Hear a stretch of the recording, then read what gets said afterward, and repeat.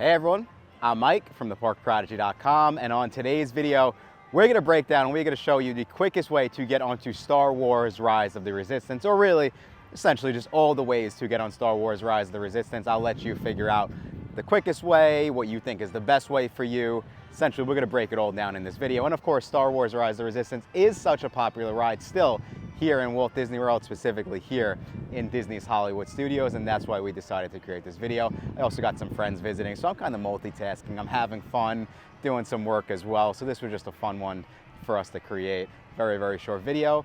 So if you are in the process of planning a Disney trip and you need to get onto Star Wars Rise of the Resistance, just be sure to stick around until the end of this video. As always, I'm very excited, so let's go get started.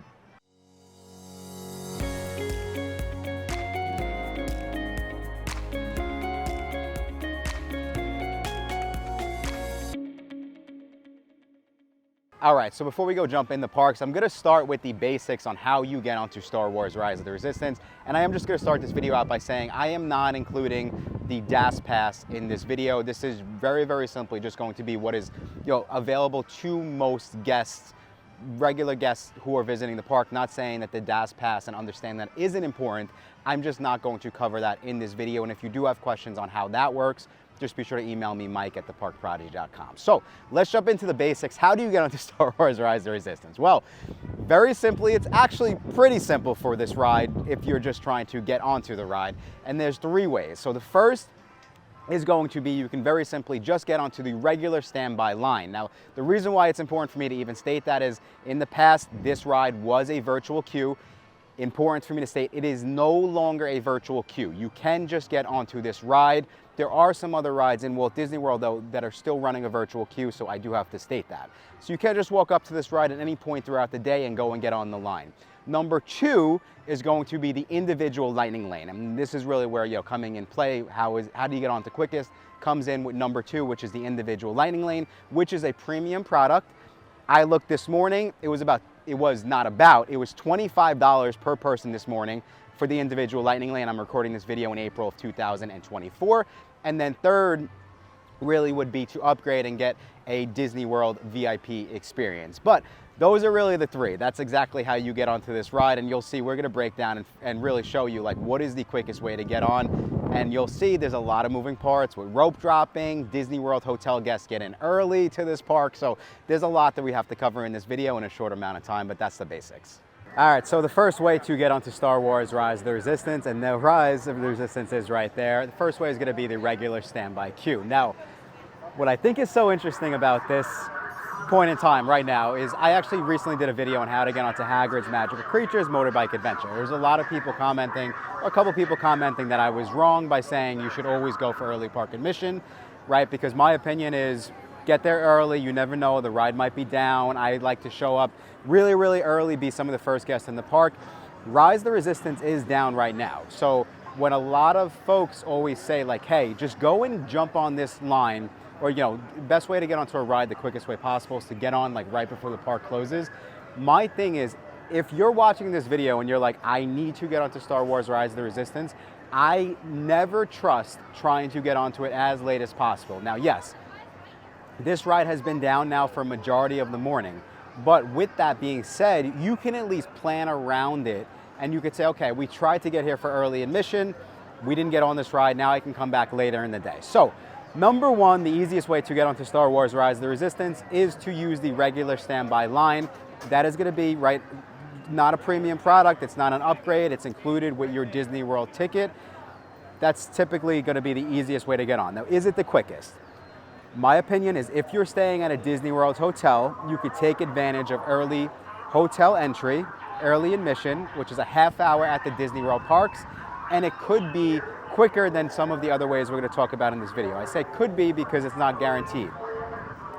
What you aren't doing is you aren't paying for a premium product, and you are giving yourself the best chance to get onto this ride as quickly as possible, or to get onto this ride without paying for that product. Now, the way that the early entry works, the way I would do it if you're trying to get onto Rise of the Resistance as quickly as possible, is I would show up. If you're staying at a Disney World hotel, you get in a half hour early, like I said. I would show up 45 minutes before that half hour. The reason why you're doing that is because you're pretty much guaranteeing that you'll be some of the first guests into the park. And when it comes to Disney Hollywood Studios, most guests are going to come to Rope Drop, Rise of the Resistance, or Slinky Dog Dash. Again, this video is about Rise, so I would get here that early. I would be some of the first guests in the park, and you're pretty much guaranteeing yourself at that point, as long as the ride is open, that you're going to get onto this ride very, very quickly. Again, just like it sounds, if you don't want to rope drop, you could always come back later in the night to try to get onto this ride, with as little wait as possible. If you don't care, right, and you're just like here for Star Wars and you don't care if you wait an hour to an hour and a half to get onto this ride, then very simply, you can come whenever you want. It's that simple. There's no virtual queue, like I said. It takes a regular standby line. You just come and hop on the line. You will wait. It's one of the best rides in all of Walt Disney World, so you will wait. But this is essentially where we're starting. This is how you get onto Rise of the Resistance. That's my honest opinion if you're rope dropping. Again, very important, you have to be staying at a Disney World hotel to get in a half hour early. If you're not, we've looked at the data. We still see benefits of saving 25 minutes to 30 minutes if you still come when the park opens for regular guests and you still just get on this ride right away, compared to in the middle of the day. But again, that's up to you. I would say that's important to keep in mind, specifically for the early entry. All right, so the second way to get onto Star Wars Rise of the Resistance, and that is going to be the individual Lightning Lane. Now, you will need your My Disney Experience app to do this, and it's very important that one of the things you have to realize is that Disney World Resort guests will have first access to the individual Lightning Lanes. Different from Disney Genie, Star Wars Rise of the Resistance is an individual Lightning Lane. It's a premium Lightning Lane selection, so Disney World Resort guests will have first access at 7 a.m. Now, as you can see, there is advantages to staying at an official Disney World hotel, and this is one of them specifically for this ride. I very recently tried to get an individual Lightning Lane for this ride, and it sold out before I was able to get it as an off-site hotel guest. So this is different from Avatar, this is different from Tron. I would say at this point in time, this is by far the most popular ride for the premium selections, and it's important to understand that going into your trip. So my honest recommendation would be, if you know that you want to use the individual Lightning Lane, give yourself an opportunity by staying in an official Disney World hotel. Just my honest opinion. Now, the way this works is it is going to be between $17, I would say up to $35 per person at this point in time. I looked this morning, as of April 2024, it was actually $25 per person to use the individual Lightning Lane for Star Wars Rise of the Resistance. Now, we can get into it and we can say, okay, is this going to be quicker than going on the regular standby line? I got a lot of action going on behind me. I'm trying not to get distracted or excited, but we do have some stormtroopers causing some trouble behind me. So, is this the quickest way, right, to skip the line? My honest opinion is I still believe it's quicker to rope drop and get here 45 minutes before rope drop even starts.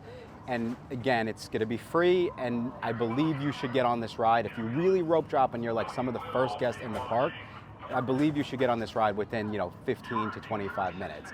I've done individual Lightning Lanes where it's taken me longer than that to get onto this ride.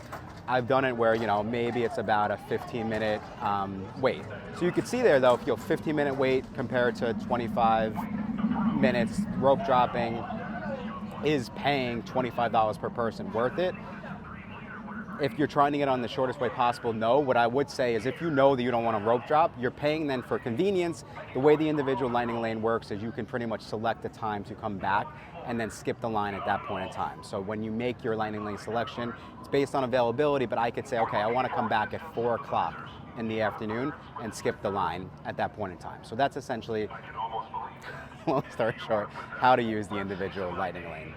All right, so another important thing to understand, specifically when it comes to the individual Lightning Lane, as I get my friends from New York in the background here supporting me in the parks, another important thing to understand specifically, and I'm jumping in after the fact, but when it comes to Lightning Lane, individual Lightning Lanes, premium Lightning Lanes versus Disney Genie Plus, my honest opinion when it comes to Disney Hollywood Studios is it's going to be very, very difficult if you're going after Slinky Dog Dash, which is by far one of the most popular rides to use with the regular Disney Genie, and you're also trying to get Star Wars Rise of the Resistance. It's going to be very, very difficult to do both and, let's say, get your preferred time for Star Wars Rise of the Resistance based on the time of year you're coming to visit. So if you can, if you're coming down, if you can have two people trying to do regular Disney Genie, if you're doing regular Disney Genie, then have another person trying to do the individual Lightning Lane, my honest opinion is that is the best way to do it.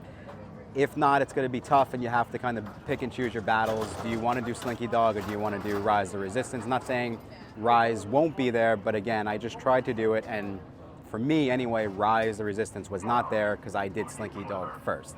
So again, there's just so many moving parts here, and that's why I'm creating this video. You know, you have to kind of try to make the best decision for yourself.